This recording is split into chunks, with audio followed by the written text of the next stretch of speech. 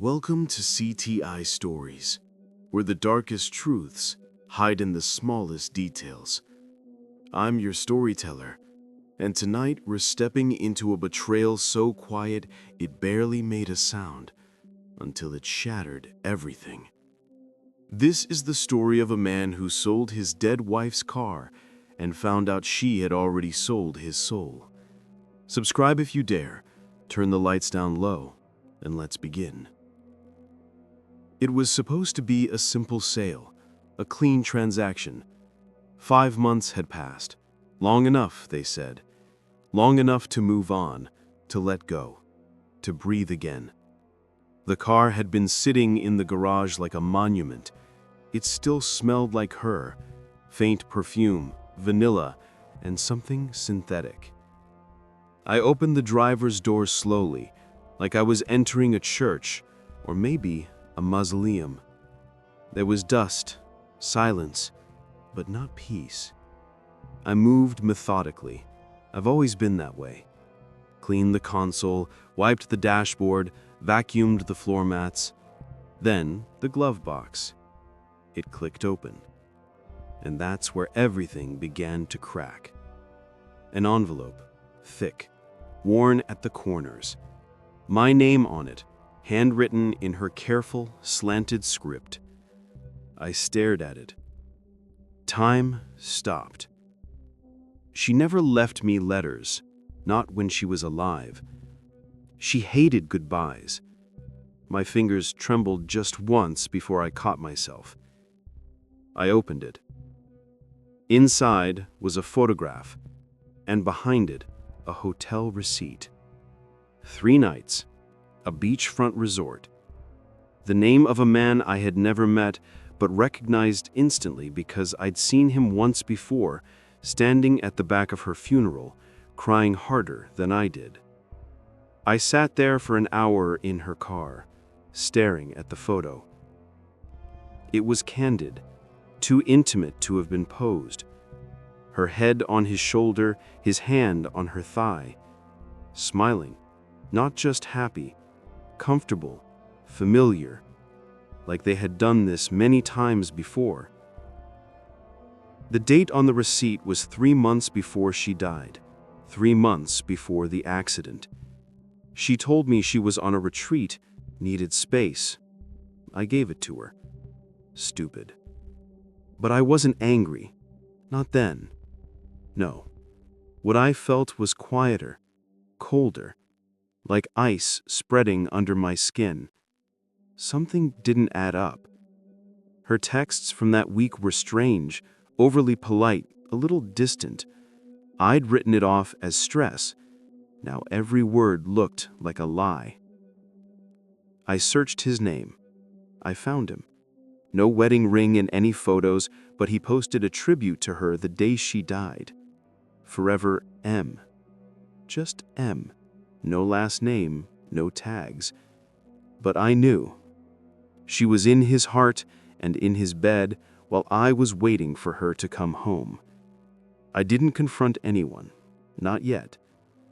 Instead, I studied, analyzed. Every corner of her life became a crime scene. Old emails, hidden folders, archived messages. She was good at covering her tracks, but not perfect. There were traces, small ones, clues she never thought I'd need to see. A duplicate hotel key in a coat pocket, a lipstick I'd never seen her wear, a playlist, his songs. I listened to it in full, 3 hours of someone else's memories. And there were more photos, cloud backups she forgot to delete. Him kissing her neck, her laughing like I hadn't heard in years. I went to the hotel quietly just to look. The receptionist remembered her, remembered them.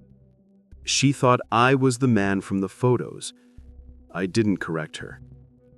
"I hope your wife comes back soon," she said with a smile. I nodded. She never left.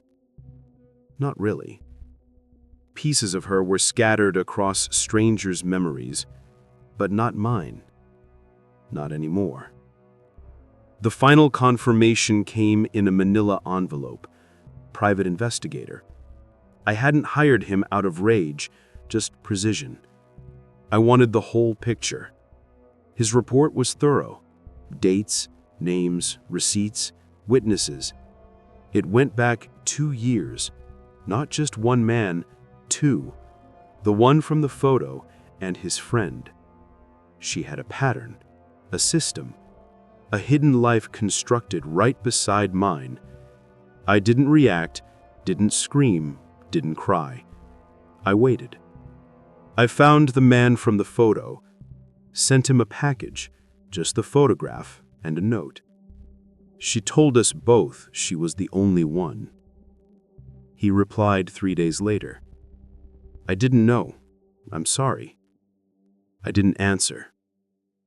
I wasn't looking for an apology. I was making sure he knew. Her sister invited me to a memorial dinner. 5 months. Friends, family, stories. I went. Clean shirt, shaved, calm. Everyone smiled at me like I was the grieving husband, still grieving. I waited until dessert, until the table was quiet. Then I stood. I found something, I said. I pulled the photograph from my coat pocket and held it up. Silence. Her mother gasped. Her sister looked away.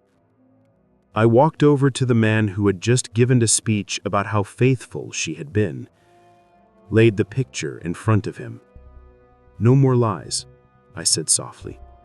No anger, just the truth. Then I left. The air behind me fractured, voices rose, chairs scraped the floor. But I didn't turn back, not once. I sold the car the next day, didn't even clean the passenger seat. The buyer shook my hand and said it was in good condition. I nodded. It wasn't, but he didn't need to know that. As I walked home, I passed a mirror in a shop window, looked at myself. I didn't look like a widower or a victim. I looked like someone who knew the truth and didn't carry it anymore. She took my love and buried it somewhere I'll never find. So I returned the favor. Final price, 1 photograph, and silence. I still sleep fine most nights. And that was tonight's story. If it crawled under your skin, do me a favor. Like, comment what you would have done, and subscribe to CTI Stories with notifications on, because the next truth might be even colder. Thank you for watching In the Dark with me. Take care of yourselves. I'll see you in the next one.